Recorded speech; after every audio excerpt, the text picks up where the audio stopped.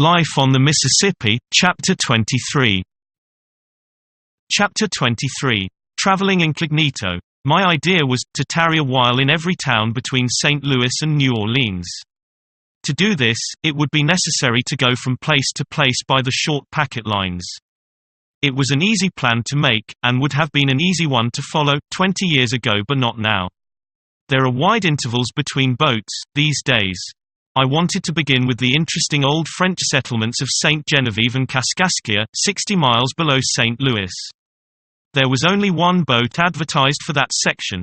A Grand Tower packet. Still, one boat was enough, so we went down to look at her. She was a venerable rack heap, and a fraud to boot. For she was playing herself for personal property, whereas the good honest dirt was so thickly caked all over her that she was righteously taxable as real estate. There are places in New England where her hurricane deck would be worth $150 an acre. The soil on her forecastle was quite good.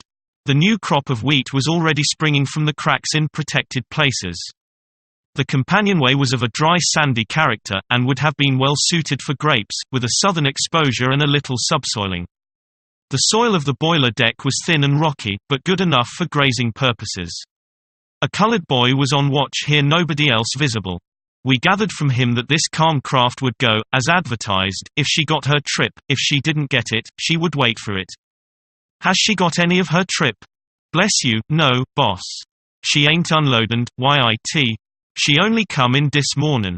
He was uncertain as to when she might get her trip, but thought it might be tomorrow or maybe next day.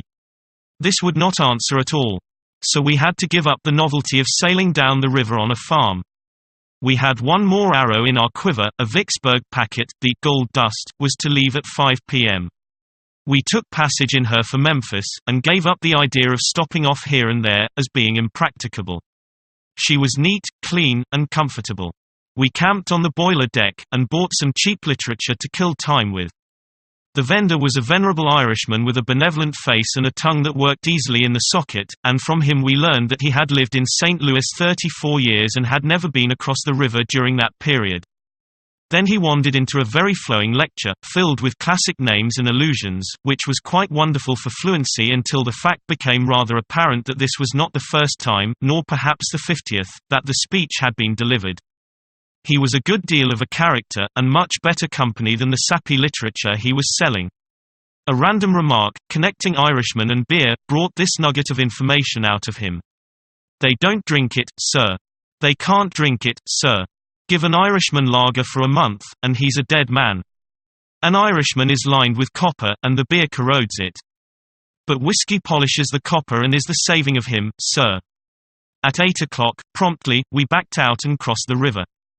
As we crept toward the shore, in the thick darkness, a blinding glory of white electric light burst suddenly from our forecastle, and lit up the water and the warehouses as with a noonday glare. Another big change, this no more flickering, smoky, pitch-dripping, ineffectual torch baskets. Now, their day is past. Next, instead of calling out a score of hands to man the stage, a couple of men and a hatful of steam lowered it from the derrick where it was suspended, launched it, deposited it in just the right spot, and the whole thing was over and done with before a mate in the olden time could have got his profanity mill adjusted to begin the preparatory services. Why this new and simple method of handling the stages was not thought of when the first steamboat was built, is a mystery which helps one to realize what a dull-witted slug the average human being is. We finally got away at 2 in the morning, and when I turned out at 6, we were rounding to at a rocky point where there was an old stone warehouse, at any rate, the ruins of it. 2 or 3 decayed dwelling houses were nearby, in the shelter of the leafy hills, but there were no evidences of human or other animal life to be seen. I wondered if I had forgotten the river. For I had no recollection whatever of this place. The shape of the river, too, was unfamiliar. There was nothing in sight, anywhere, that I could remember ever having seen before. I was surprised, disappointed, and annoyed. We put ashore a well-dressed lady and gentleman, and 2 well-dressed, lady-like young girls, together with sundry Russia leather bags. A strange place for such folk. No carriage was waiting. The party moved off as if they had not expected any, and struck down a winding country road afoot. But the mystery was explained when we got under way again. for these people were evidently bound for a large town which lay shut in behind a towhead, i.e., New Island, a couple of miles below this landing. I couldn't remember that town. I couldn't place it, couldn't call its name. So I lost part of my temper. I suspected that it might be St. Genevieve, and so it proved to be. Observe what this eccentric river had been about. It had built up this huge useless towhead directly in front of this town, cut off its river communications, fenced it away completely, and made a country town of it. It is a fine old place, too, and deserved a better fate. It was settled by the French, and is a relic of a time when one could travel from the mouths of the Mississippi to Quebec and be on French territory and under French rule all the way. Presently I ascended to the hurricane deck and cast a longing glance toward the pilot house.